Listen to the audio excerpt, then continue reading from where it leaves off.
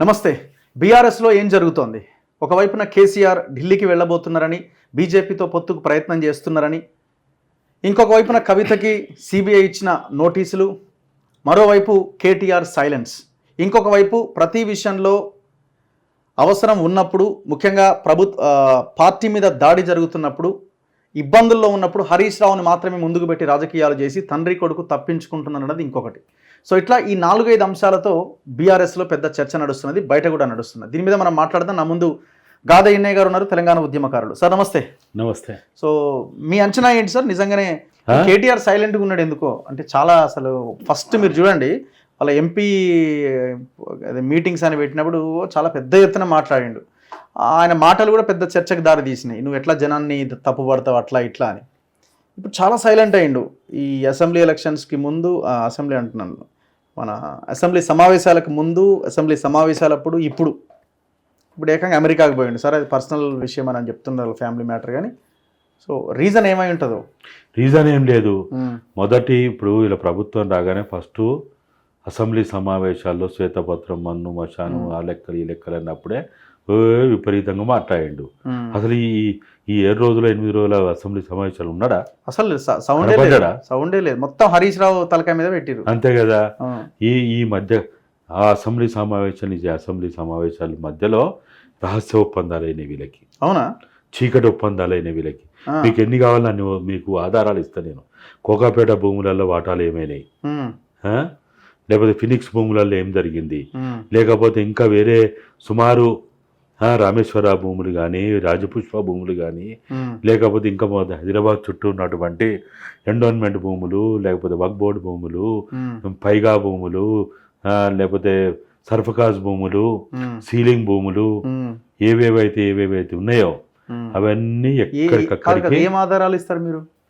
వాళ్ళు ఎక్కడెక్కడ ఏమేమి పంచుకున్నారో. పంచుకోవడం అంటే ఎట్లా? ఏముంటుంది నాకు సగం అంతే. సగం కాకపోతే 60-40 ఉంటుంది, లేకపోతే 70-30 ఉంటుంది. ఆడ ఉన్న పరిస్థితిని ఎట్లా చెప్పగలుగుతున్నారు? అంటే మీటింగ్ అయినప్పుడు మీకు అక్కడ ఉన్న వాళ్ళు ఫోన్ చేశారా, లేకపోతే మీ దగ్గర ఏమైనా ఎవిడెన్స్ ఉందా? ఎట్లా? మీకు ఇంకా నెల రోజులు చూడండి. ఇప్పుడు వీళ్ళు ఏం చేసిండ్రు, ధరణిని ఈసీలను మొత్తం దాన్ని బ్లాక్ చేసి ఎవరికి ఓపెన్ కాకుండా చేసి పడేసిండ్రు. వాళ్ళకి అవసరం ఉన్నాయి. తెల్లాపూర్ ఇప్పుడు ఓపెన్ కాదు, నీకు ఓపెనే కాదు. ఓకే. హల్వాలు ఓపెనే కాదు. హైదరాబాద్ చుట్టూ ఉన్నటువంటిది ఎక్కడ కూడా ఇప్పుడు ఓపెన్ అవుతలేవు. బదిలీలు కూడా విచిత్రంగా చేశారు. జీవోల మీద జీవోలు ఇచ్చి మొత్తం ఇటు తిప్పారు. ఆర్డీఓలను ఇష్టం వచ్చినట్టు చేస్తుంది, ఎంఆర్ఓలను ఇష్టం వచ్చినట్టు చేస్తుంది, వాళ్ళు ఇష్టం వచ్చినట్టు వాళ్ళు. అంటే ఎట్లా ఇప్పుడు కేటీఆర్ తో డైరెక్ట్ సిట్టింగ్? డైరెక్ట్ ఉంటాయి ఎక్కడన్నా, డైరెక్ట్ ఉంటే దొరికిపోతారు. డైరెక్ట్ ఎక్కడా ఉండదు. వీళ్ళకి కావాల్సిన మనుషులు ఉన్నారు కదా. ఇప్పుడు మనం చెప్పుకునే వాళ్ళు ఉన్నారు కదా, అతిరేత మహారథులు నవీన్ మిట్టల్ కావచ్చు, జయేష్ రంజన్ కావచ్చు, సోమేష్ కుమార్ కావచ్చు, ఇంకా ఇట్లా ఉన్నారు కదా. వీళ్ళందరూ ఇక్కడ సర్దడానికే ఉన్నారు. లేకపోతే ఎందుకున్నారు వీళ్ళు? ఏం అవసరం వీళ్ళది? ఇలా మన గొప్ప పనులు చేయడానికి ఉన్నారా? ఇప్పుడు నవీన్ మిట్టల్ ఎందుకు కంటిన్యూ చేస్తున్నట్టు అంటే విచిత్రంగా ఉన్నది ఇది. నవీన్ మిట్టల్ ఒక ఐఏఎస్ ఆఫీసర్గా ఇక్కడ అమీన్పూర్ దగ్గర ఆయన భార్య పేరు మీద 6.5 ఎకరాలు ఉంది. ఎకరం దాదాపు 6-7-10 కోట్ల దాకా పలుకుతుంది ధర. సరే, ఆయన ఉన్నప్పుడు కూడా 4-5 కోట్లు ఉండేదట మినిమం. వక్కాడుపల్లి ఏదో విలేజ్ ఉంది ఇక్కడ మన అమీన్పూర్ పటాన్ చెరువు దగ్గర. ఒక ఐఏఎస్ ఆఫీసర్ అంత సంపాదించగలుగుతాడా? వీళ్ళ మధ్య అందరికీ రహస్య ఒప్పందాలు ఉన్నాయి. ఈ ఐఏఎస్లని ఐపీఎస్లని వీళ్ళంతా కూడా వాళ్ళ ఇళ్లలో పెద్ద జీతగాళ్ళ లెక్క పెట్టుకున్నారు. వీళ్ళైనా గత ప్రభుత్వం అట్లా చేసింది, ఈ ప్రభుత్వం కూడా ఈ పనికి మాలోలం పెట్టి ఇంకా బాస్పాలు అవుతా ఉన్నది. మనం కేటీఆర్ తో డీల్ సెట్ అని క్వశ్చన్ మార్క్ పెట్టుకోవాలనా, లేకపోతే స్టేట్మెంట్ అయినా డైరెక్ట్ మీరు ఇచ్చేది? ఒప్పందమే, అంతే, డైరెక్టే. అంతే. మరి ఇంకేమైనా ఉన్నదా? కాదని చెప్పమని చూద్దాం. కాదని చెప్తే వాళ్ళే బయట పెట్టడానికి సిద్ధం.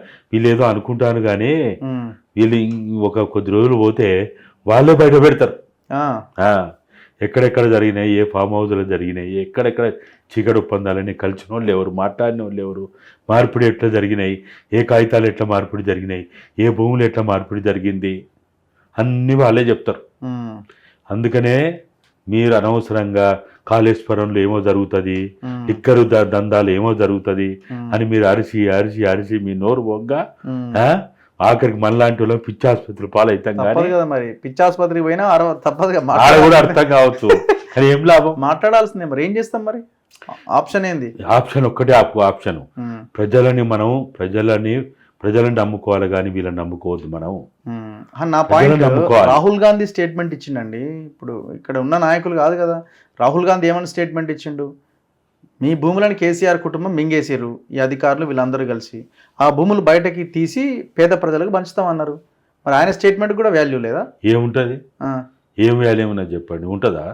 ఇక ప్రభుత్వం ఉంది, ఏం చేస్తారు వాళ్ళు? ఇప్పుడు ఆయన కాలు బల్పం కట్టుకుని నెత్తి నోయంగా ఈ బీజేపీ వ్యతిరేకంగా, ఆర్ఎస్ఎస్ వ్యతిరేకంగా, మనవాదానికి వ్యతిరేకంగా ఆయన ఏదో పిచ్చోని లెక్క తిరుగుతున్నాడు. ఏం చేస్తాడు ఆయన? ఆయన చెప్తే ఇప్పుడు ఈయన పరిస్థితి కూడా ఉన్నదా? ఏదో చెప్తారు వీళ్ళు, అది అంటారు, ఇది అంటారు, ఇది అంటారు, అది అంటారు, ఏదో చెప్తారు కారణాలు.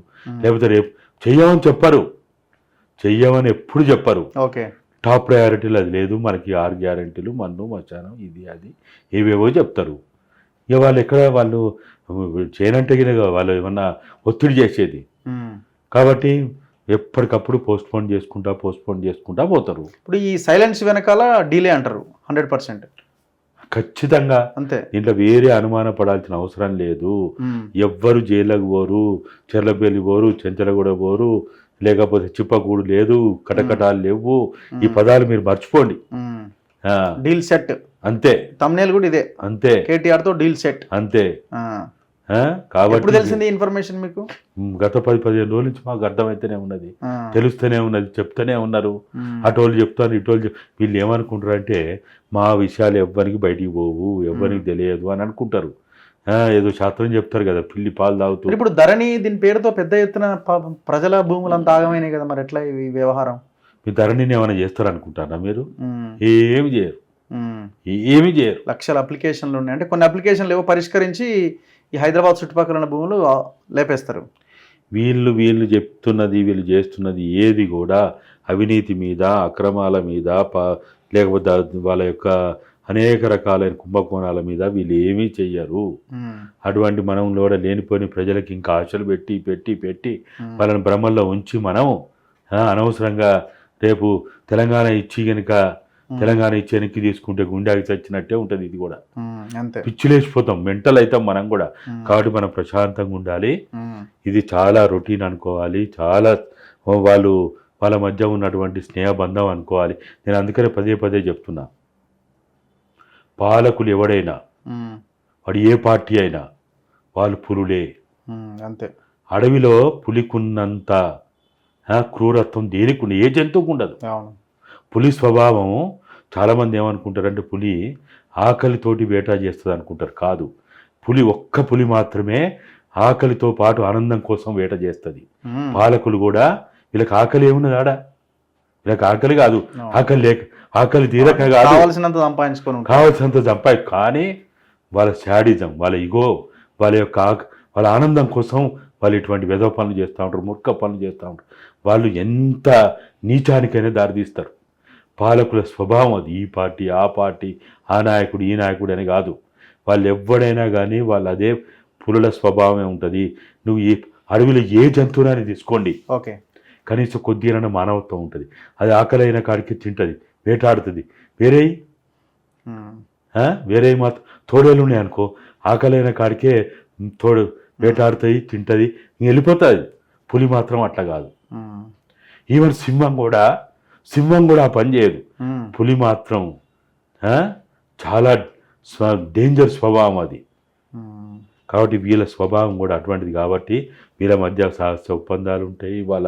వాళ్ళు చేసే పనులన్నీ కూడా అటువంటివి చేస్తారు. కాబట్టి మనలాంటి వాళ్ళం ఇంకా అమాయకంగా ప్రజల్ని మనం వీళ్ళని నమ్మి ప్రజల్ని నమ్మించొద్దు. 2014లో అదే చేసినాం మనం. ప్రభుత్వం వచ్చిన తర్వాత మనం మనకి ఎప్పుడైతే మల్లన్న సాగర్ విషయం మొదలైనప్పుడు కాదు, మరి ఇవన్నీ జరిగినప్పుడు మీరు మీ హైకమాండ్కి చెప్పొచ్చు కదా. మీరు ఎలక్షన్స్కి ముందు వాళ్ళతో ప్రతిరోజు టచ్లో ఉన్నారు కదా, ఇప్పుడు కూడా నాకు తెలిసి మాట్లాడుతుంటారు కదా వీళ్ళు. మేము ఇప్పటికి కూడా చెప్తున్నాం, వాస్తవాలు చెప్తున్నాం, విషయాలు చెప్తున్నాం. వాళ్ళకి పోవాల్సింది అయితే వాళ్ళకి ఏమున్నది, వాళ్ళకి కప్పం కట్టేది వాళ్ళకు ఉంటుంది. అంతే. ఇప్పుడు ఉన్నది ఏంది, కాంగ్రెస్ పార్టీకి 2 రాష్ట్రాలు, ఒకటి కర్ణాటక, ఒకటి ఇది. ఆ హిమాచల్ ఏముంటుంది ఆడ, వచ్చేది ఏమున్నది, ఇంకా అవసరమైతే ఉల్టా ఇయ్యాల. కాబట్టి వాళ్ళ అవసరాలు వాళ్ళకు ఉంటాయి. మనం ఈ అవినీతి, ఈ దోపిడీ, ఈ అక్రమాలు, ఈ దౌర్జన్యాలు, ఈ అప్రజాస్వామిక పాలన పోవాలనే సదుద్దేశంతో మనం ఈ పని చేసినాం. వీళ్ళేదో గొప్పోళ్ళని చేయలేదు. ఓకే. కనీసం నష్ట నివారణ ఆపగలిగినాం. మూడోసారి కనుక కేసీఆర్ వచ్చుంటే కేటీఆర్ అసలు ఇంకా ఆయనకు అరాచకత్వానికి అంతు లేదు. అదొకటే పాజిటివ్ పాయింట్. ఇప్పుడు నష్ట నివారణ ఆపుతున్నాం ఇప్పుడు, అంతే అంతే అంతే. ఇంకా ఇది కంటిన్యూ కాకుండా ఆపగలుగుతున్నాం. ఉన్నది పోయింది, అది మళ్ళీ తిరిగి వచ్చే అవకాశం లేదు, అస్సలు లేదు. కొత్తది కాకుండా కొంత ఆపగలుగుతున్నాం. నష్ట నివారణని ఆపడంలో భాగంగానే మనం సక్సెస్ అయినాం. అంతే. నష్ట నివారణని నిర్మూలించుకోలేము, నష్ట నివారణని మనం భవిష్యత్తులో జరగకుండా రాలేము. భవిష్యత్తులో ఇప్పుడు ఏమైతుంది, 2 సార్లు గెలిచిన మూడోసారి గెలవంగానే వాడు ఇంకా అసలు అడ్డు లేకుండా అవుతాడు. మొదటిసారి రెండోసారి వచ్చినప్పుడే అడ్డు లేకుండా అయిపోయింది. మూడోసారి వచ్చిన తర్వాత ఈ ఆపేటోడు ఎవడు అసలు? అంతే. ఆపగలుగుతామా? వాడికి కూడా క్లారిటీ ఉంటుంది, ఇంకా మళ్ళీ నెక్స్ట్ కస్టమర్ అని ఆయన ఈసారి ఏమన్నా చేసుకుని అవతల పడాలని. మనం ఏం చేసినా గెలిచినాం కాబట్టి ఇక మనం ఏమైనా చేయొచ్చు అంతే అనే ఒక రకమైనటువంటి అహంభావం, నిర్లక్ష్యం వస్తుంది. కాబట్టి దాని నుంచి నివారించడానికి మాత్రమే, దాన్ని కట్టడి చేయడానికి మాత్రమే, దాన్ని ఫుల్ స్టాప్ పెట్టడానికి మాత్రమే మనం ఈ పని చేసినాం. కానీ ఇదేదో చాలా గొప్పది, చాలా ప్రజలకు ఏదో జరుగుతుంది అనేది ఆ భ్రమలు మనకు ఎప్పుడు లేవు. ఓకే. కేసీఆర్ బీజేపీతో పొత్తుకు ప్రయత్నం చేస్తున్నారా?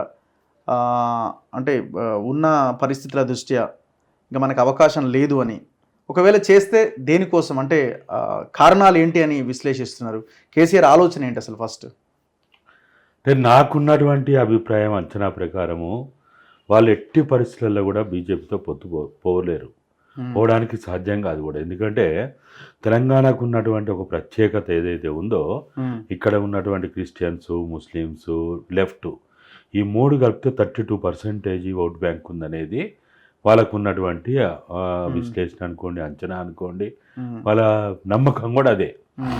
ఈ 32% ఓట్ బ్యాంకుని కాదని, ఇప్పుడు వాళ్ళని నిజంగా చెప్పాలంటే మొన్న 39 సీట్లు రావడంలో కీలక పాత్ర పోషించింది కూడా ముస్లిం, క్రిస్టియను, ఈ ఓట్ బ్యాంకే చీలడం వల్ల, అంటే కాంగ్రెస్కి బీఆర్ఎస్కి చీలడం వల్లనే ఎక్కడెక్కడైతే ఇక కాంగ్రెస్ గెలవదనుకున్న కాడల్లా కూడా ఈ క్రిస్టియన్ మైనారిటీ, ముస్లిం మైనారిటీ వీళ్ళంతా కూడా బీజేపీకి ఓడించాలనే ఉద్దేశంతో హైదరాబాద్ చుట్టూ ఉన్నటువంటి నియోజకవర్గాలు కానీ దాదాపుగా 39లో 20-22 సీట్లు ఇక్కడి నుంచి 25 సీట్ల దాకా ఇక్కడి నుంచే వచ్చినాయి. ఓకే. 25 సీట్లు ఇక్కడ ఓన్లీ గ్రేటర్ హైదరాబాద్ చుట్టుపక్కలే 25 సీట్లు వచ్చినాయి. అంటే ఇవన్నీ రావడం వెనుక ప్రధాన కారణం ఏంటంటే, ఈ చుట్టుపక్కల ఉన్నటువంటి ఈ నియోజకవర్గాలు, ఇప్పుడు సపోజ్ సికింద్రాబాద్ గెలిచిండ్రు, సికింద్రాబాద్లో అసలు వాస్తవంగా ఎవరు గెలవాలి? కాంగ్రెస్ గెలవాలి. ముస్లిం vote bank, Christian vote bank ఎక్కువగా ఉంటుంది అక్కడ. మరి ఎందుకు గెలవలేదు? ముషిరాబాద్ అయినా ఇక్కడైనా సనత్ నగర్ కూడా క్రిస్టియన్, ముస్లిం ఎక్కువగా ఉంటుంది సనత్ నియోజకవర్గాల్లో కూడా. మరి ఎందుకు గెలవలేదంటే ఈ ఓట్ బ్యాంక్ అనేది స్పష్టంగా చీలింది అక్కడ. తర్వాత ఈ ఆంధ్ర ప్రాంతం నుంచి ఉన్న సెటిలర్స్ కూడా వాళ్ళు కూడా టీఆర్ఎస్కి వైపు మొగ్గు చూపడం వల్లనే కాంగ్రెస్ ఓటమికి కారణాలు అనేవి మనందరం ఇప్పటివరకు మాట్లాడుకున్న విషయాలు. కాబట్టి ఇప్పుడున్న పరిస్థితుల్లో ఇప్పుడు ఇక్కడ బీజేపీని నివారించాలంటే వాళ్ళు ముస్లిం, క్రిస్టియన్ మైనారిటీ ఓట్లు కనుక వీళ్ళు కనుక వాళ్ళ వైపు నుంచి కనుక వెళ్ళిపోతే, లెఫ్ట్ 32%లో 3 విభాగాలు, 1 లెఫ్ట్, 2 క్రిస్టియను, 3 ముస్లిము, ఈ 3 కలిపితే 32% ఏదైతే ఉందో ఈ 3 సాలిడ్గా ఇప్పటివరకు అయితే గతంలోనైతే కాంగ్రెస్కి అనుకూలంగా ఉండే తర్వాత బీఆర్ఎస్ వైపు వచ్చింది. జిహెచ్ఎంసీ ఎన్నికల్లో కూడా వీళ్ళకి ఆయింత సీట్లు రావడం కారణం వీళ్ళే. అయితే ఇప్పుడున్న పరిస్థితుల్లో నాకు ఉన్న ఇన్ఫర్మేషన్ ప్రకారం వాళ్ళు ఈ మధ్య కాలంలో వేటు SMS ఏదైతే ఉందో దాని ద్వారా సర్వే చేశారు. ఓకే. బీఆర్ఎస్ బీజేపీ పొత్తు వల్ల ఎవరికి లాభం, ఎవరికి నష్టం అనేది తీసినప్పుడు బీఆర్ఎస్కి నష్టం అని చెప్పి 63% నియోజకవర్గాల వారిగా వాళ్ళకు వచ్చిన రిపోర్టు మొత్తంగా కలిపితే కొన్ని నియోజకవర్గాలు ఎక్కువ ఉండొచ్చు, కొన్ని నియోజకవర్గాలు తక్కువ ఉండొచ్చు. సరే, మీరు అన్నట్టు పార్టీ వైపుగా ఆయనకు నష్టం జరుగుతుందేమో, ఆయన ఇంతకాలం అదే ఓటు బ్యాంక్ ఆయనకు బలంగా ఉన్నది కాబట్టి.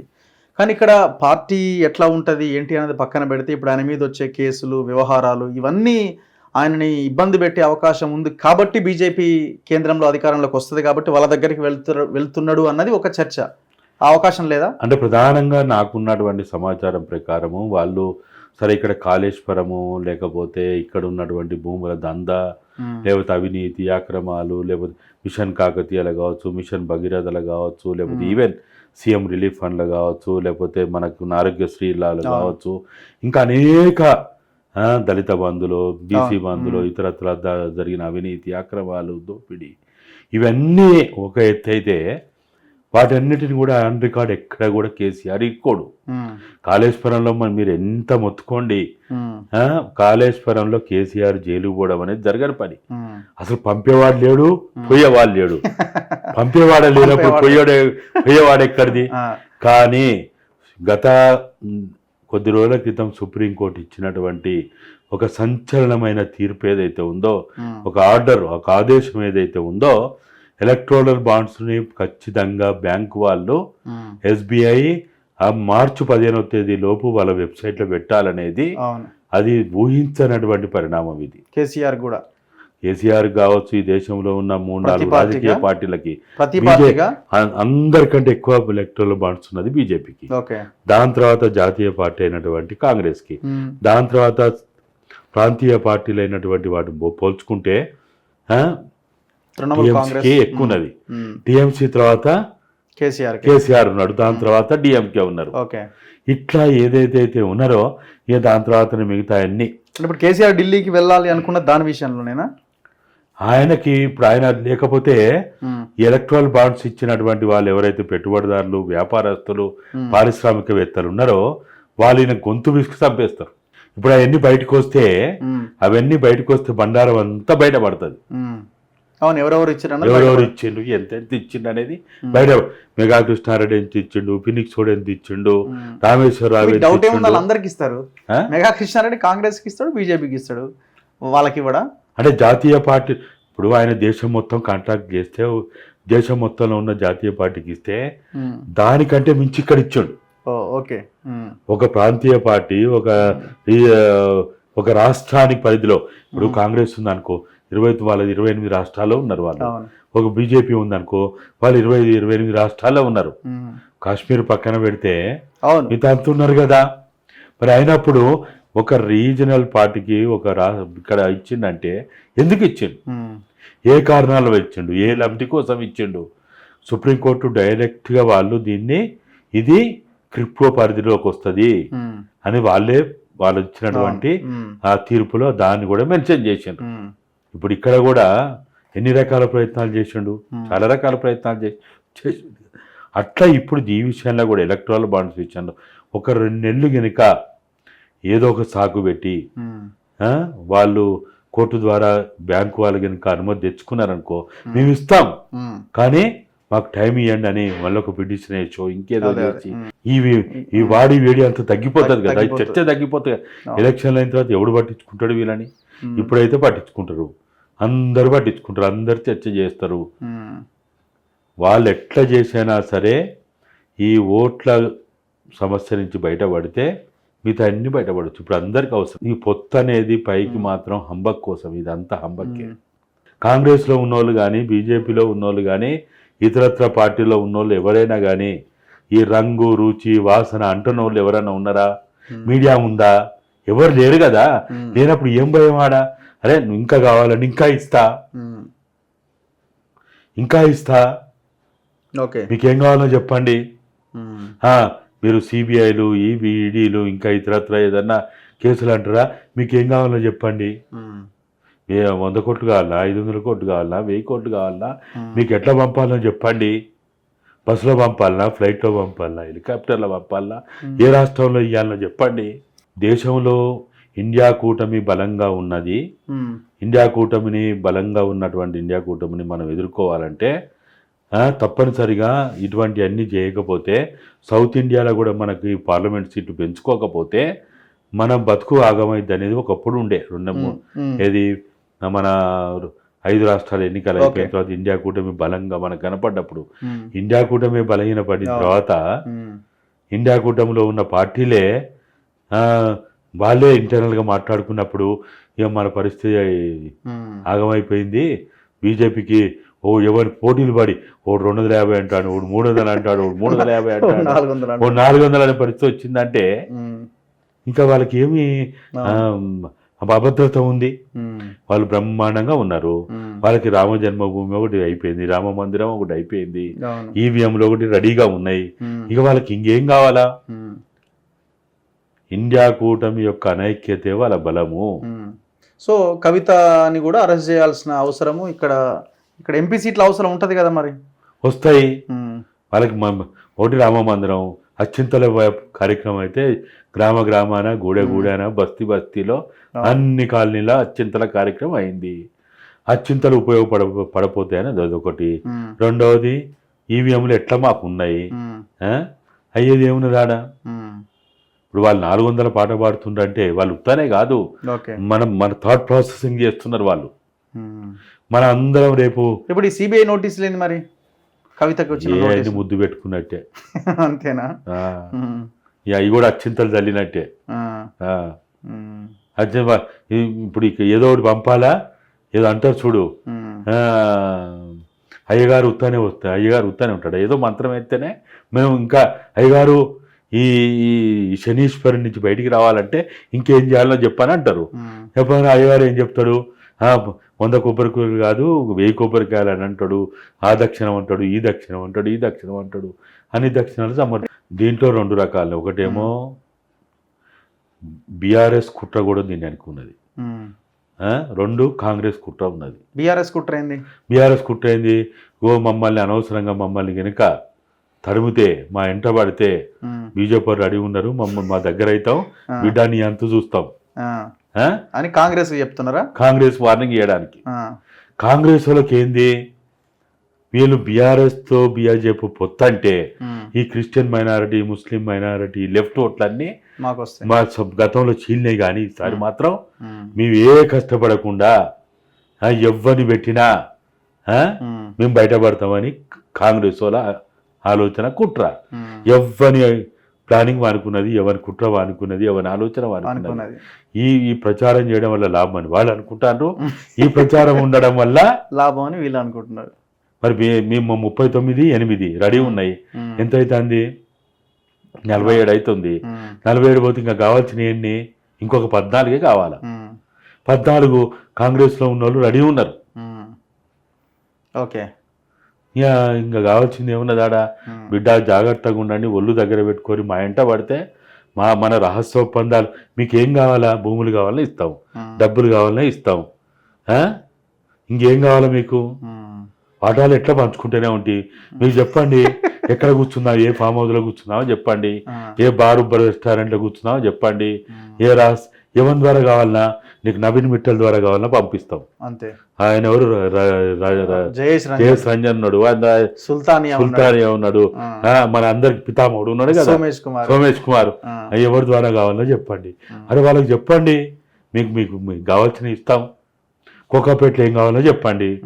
Right sir, thank you very much. కొత్త విషయం చెప్పారు. కేటీఆర్తో డీల్ సెట్ అయిపోయింది. ఇది క్వశ్చన్ మార్క్ కాదు, ఇది స్టేట్మెంట్. ఇది జరిగిపోయింది. 10-15 రోజుల నుంచి వ్యవహారం నడుస్తున్నదని గాద ఎన్నయ్య గారు కొన్ని సంచలన వ్యాఖ్యలు చేశారు. అవసరమైతే ఎక్కడెక్కడ మీట్ అయిన ఆధారాలు కూడా బయట పెడతామంటున్నారు. చూస్తూనే ఉండండి మన తొలి వెలుగు.